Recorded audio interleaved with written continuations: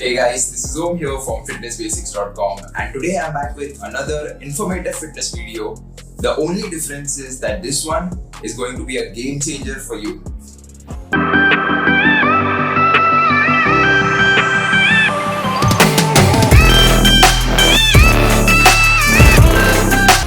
Have you ever wondered how all those guys and girls on Instagram are able to eat all those mouth-watering foods such as pizzas, burgers, pastries, freak shakes and whatnot and still stay in the best shape of their life, looking like Greek gods and goddesses all the time?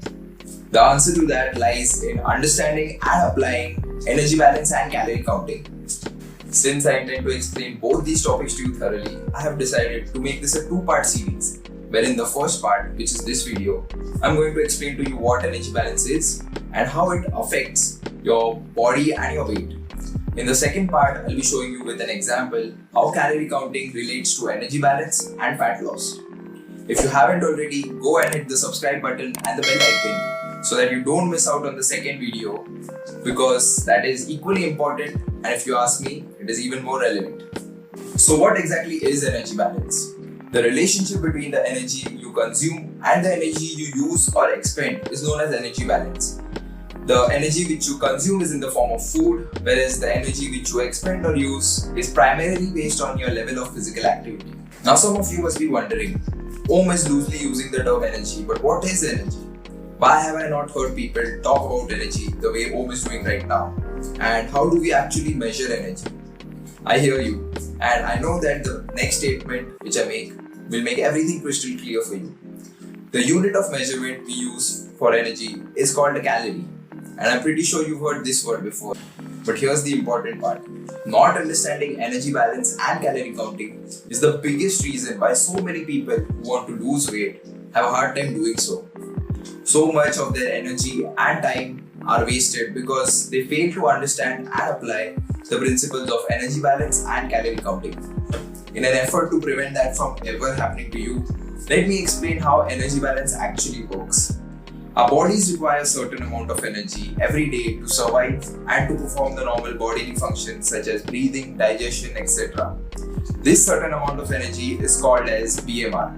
BMR stands for basal metabolic rate, and BMR differs from person to person, and it is based on various factors such as your height, your weight, age, gender, etc. Now we know that BMR is the amount of energy required by our body at rest. But what happens when you do any kind of physical activity? Does your body need extra energy for that? Yes, it does. Every time when you walk, run, climb stairs, or even when you tap your feet while listening to music, your body requires additional energy. Also, the more physical activity you do, the more energy is required by your body to perform those activities.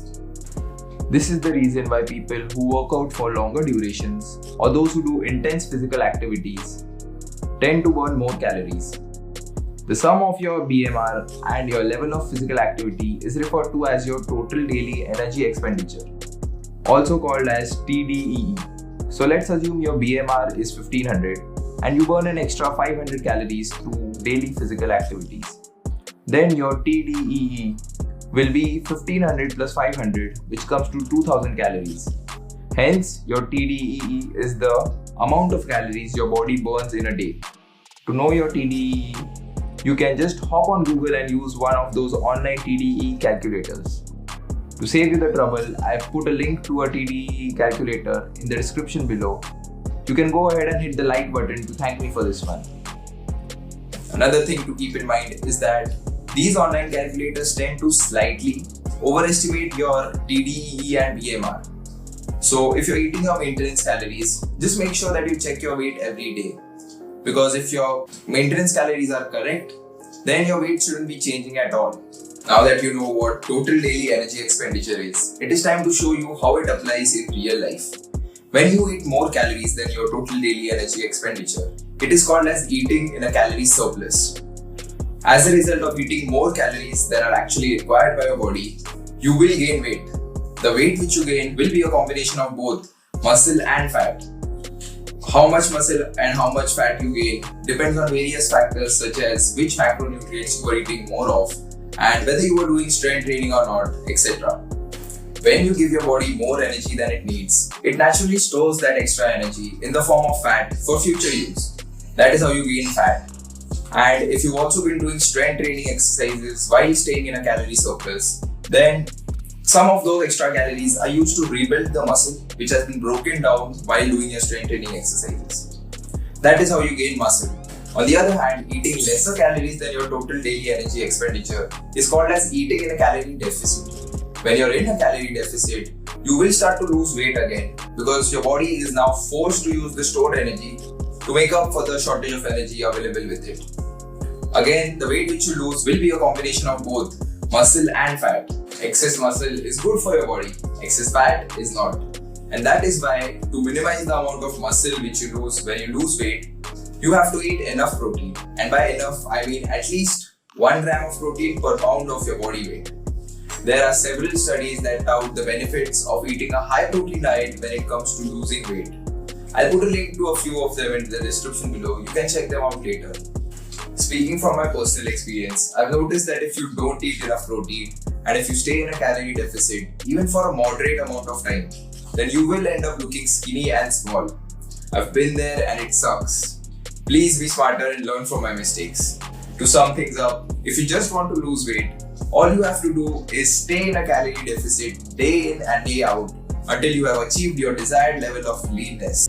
If you eat fewer calories than you require in a day, you will not put on weight. Then it doesn't really matter what you eat. In the grand scheme of things of weight loss, what you eat is nearly not as important as how much you eat in a day. Don't believe me? Check out how this professor was able to lose more than 12 kgs on a diet of just candies and protein shakes. However, if you want to look more toned and muscular after losing a few kilos, then you will have to eat at least 1 gram of protein per pound of your body weight. This will help you maximize fat loss and minimize muscle loss. Anyways guys, that's it for today. Thank you so much for watching. I hope you found this video useful. Leave a comment below stating what topics you'd like me to cover next.